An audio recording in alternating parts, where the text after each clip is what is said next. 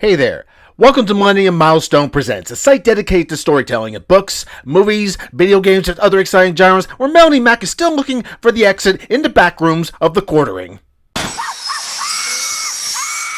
Well, we're back again, lost, turned around, upside down, sideways, and completely bewildered by yet another horror thriller. And no, I'm not talking about The Mandalorian and Grogu, which is being decimated at the box office by not only obsession, I'm talking about The Backrooms, a film that came out of nowhere from yet another YouTube content creator named Kane Parsons, who happens to have a YouTube channel called Kane Pixels, and is now working in association with A24 Films, which is definitely a highlight for him. The movie stars Chiwetel Ejiofor as Clark, who starred in the TV show Firefly and movies like 12 Years a Slave, Four Brothers, Doctor Strange, and The Martian.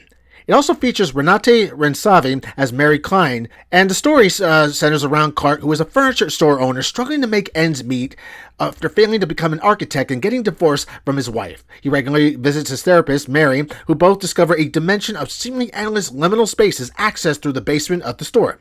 It's a classic Blair Witch project with elements of paranormal activity. I would also liken it also to a bit of poltergeist for sci-fi horror. The movie sets the stage early with the video footage much in the same way as the movies I mentioned, and set the tone early of what you think you know is only the tip of the iceberg, and the rabbit hole goes wide and deep into parts unknown.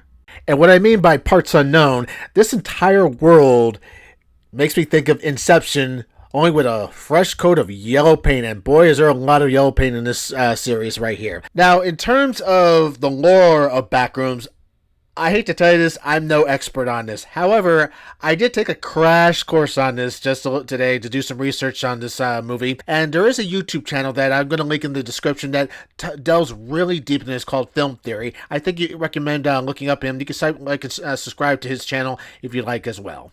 The Cliff's Notes version of what I'm going to say from what I got from the channel is basically that starting in the 1970s, there was experiments done regarding solar flares, and apparently they caused these spaces that we now see in the back rooms here. However, there's been experiments done throughout the decades that lead up to the story that we see in the movie Backrooms.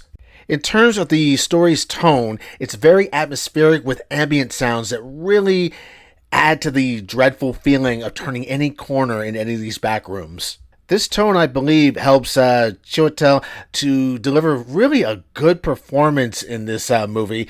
His delivery is really good. You do believe in a guy that basically is down on his luck, but at the same time, there are layers to him that show you that he's not entirely all that good as he appears to be. This becomes apparent when he, after his first venture into the back rooms, he decides he needs to prove to his therapist that what he's told her was the truth, and brings two other people along to the journey into the back rooms to document everything with a video camera from the 90s. And clearly, a plan like that's never going to go wrong. Never in a horror film. I mean, what could possibly go wrong? Well, for starters, your cameraman vanishes, and then the rest of your team is completely split up, and you don't see anyone for quite a bit of time until Mary appears at the store to find out what happened to her patient.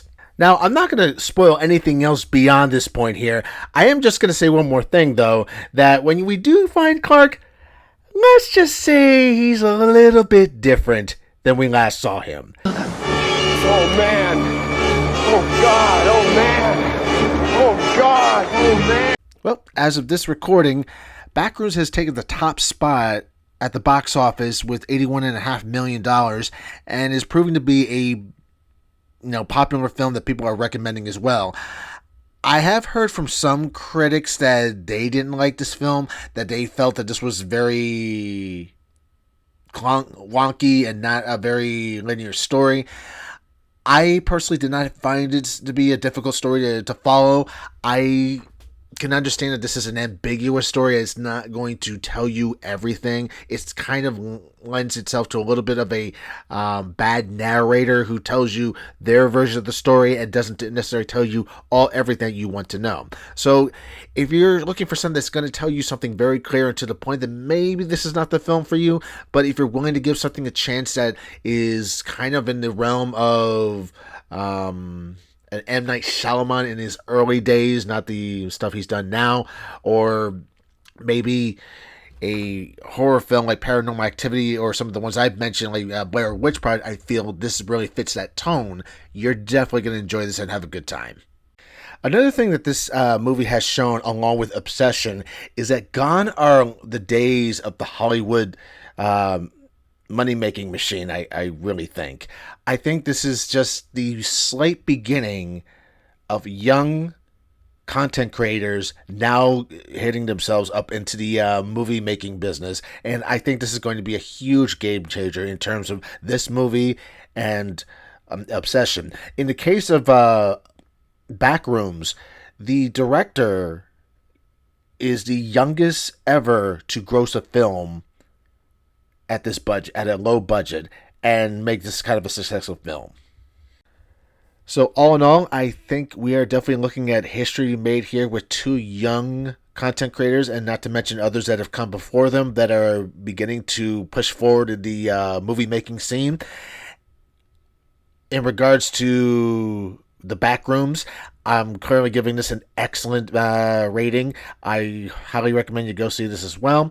And again, maybe some of you guys have seen other films that have also deserved a little bit of notoriety. If you want me to look at those as well, please mention in the comments, like, share, and subscribe. You best better believe I'll be back for the next one.